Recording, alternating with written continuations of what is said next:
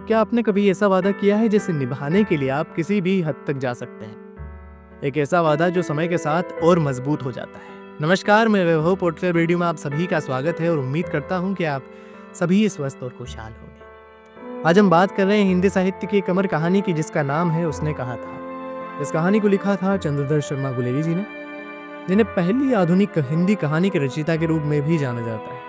ये सिर्फ एक कहानी नहीं बल्कि प्रेम, त्याग और कर्तव्य की एक अद्भुत मिसाल है। चंद्रधर शर्मा गुलेरी जी की अगर हम बात करें तो सबसे ज्यादा लोकप्रियता उन्हें इसी कहानी से मिली है। इन्होंने अन्य विधाओं में भी लिखा है, निबंध, आलोचना, समीक्षा, विमर्श, शोध के रूप में। और कुछ भी हो जाए, लेकिन प्रेम में एक वचन को कैसे निभाया जाता है, इस कहानी ने मुझे सिखाया। वैसे आज के समय में तो ऐसा निश्चल प्रेम कम ही देखने को मिलता है।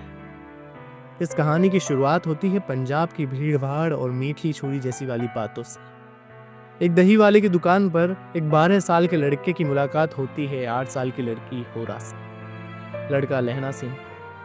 दोनों एक दूसरे को बताते हैं कि दोनों मामा के यहाँ आए हुए हैं और चलते चलते मुस्कुराते हुए लड़का लड़की से पूछ लेता है कि तेरी कुड़माई हो गई। पंजाबी में इसका मतलब है कि क्या तुम्हारा रिश्ता तय हो गया? तो लड़की हंसकर धत कहकर भाग जाती है। कभी सब्जी वाले के यहाँ तो कभी दूध वाले के यहाँ, दोनों टकरा जाते और महीने भर यही हाल रहता है। लड़के ने 2-3 बार फिर वही पूछा, तेरी गुड़माई हो गई? जवाब में वही था। एक दिन फिर लड़के ने यूं ही चिढ़ाने के लिए पूछ लिया, तेरी गुड़माई हो गई? तो जवाब आया, हाँ हो गई। कब? कल। देखते नहीं है रेशम से कड़ा हुआ सालू, मतलब रेशम की ओढ़नी। और ये कहकर लड़की भाग जाती। समय बीतता है, बचपन की मासूम मुलाकातें यादों में बदल जाती है और फिर कहानी हमें एक युद्ध के मैदान में मिलती है। जर्मन सेना के खिलाफ लहना सिंह, जो अब एक सिपाही है, दुश्मनों से बहादुरी से लड़ता है, लेकिन उसके दिल में अब भी वो वचन है जो बरसों पहले उसने दिया था। जहां प्रमुख पात्र में सूबेदार हजारा सिंह है और उसका बेटा बोधा सिंह है।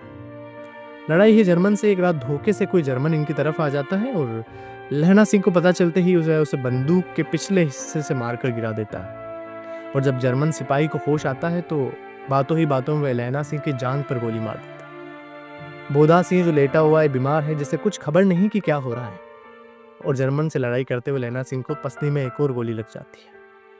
और जब लड़ाई खत्म होती है तो रेजिमेंट के ट्रक आते हैं सभी को अस्पताल ले जाने के लिए जिन्हें चोट आई है और जो शहीद हो गए हैं। सूबेदार हजारा सिंह, जो लहना सिंह की पसली वाली चोट से बिल्कुल बेखबर है, उससे कहते हैं कि आज तुमने हमारी जान बचा ली, चलो आ जाओ साथ में। लेकिन लहना सिंह चलने से इनकार करके कहता है कि आप सूबेदार जी को कहिएगा कि जो उन्होंने कहा था मैंने कर दिया है, और कहता है कि मैं सुबह आ जाऊंगा।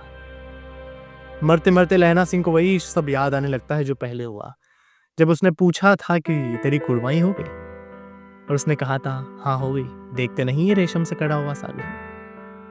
और उन 25 वर्षों के बाद लहना सिंह नंबर 77 राइफल्स में जमादार हो गया था। और जब 7 दिन की छुट्टी लेकर वह जमीन के मुकदमे की पैरवी करने घर आया तो उसे रेजिमेंट के अफसर की एक चिट्ठी मिली कि फौज लाम पर जाती है, और सूबेदार हजारा सिंह की चिट्ठी मिली कि मैं और बोधा सिंह दोनों लाम पर जा रहे हैं, तो घर होते हुए जाना, साथ चलेंगे। जब वो पहुंचता है तो अंदर से सूबेदार आते हुए कहता है कि अरे सूबेदारनी तुमको जानती है, बुलाती है, जाओ मिलाओ। और जब वह अंदर जाता है तो सूबेदारनी कहती है मुझे पहचाना? लहना सिंह कहता है नहीं। वो कहती है तेरी कुड़माई हो गई। वह जान गया ये वही 8 साल वाली लड़की है होरा।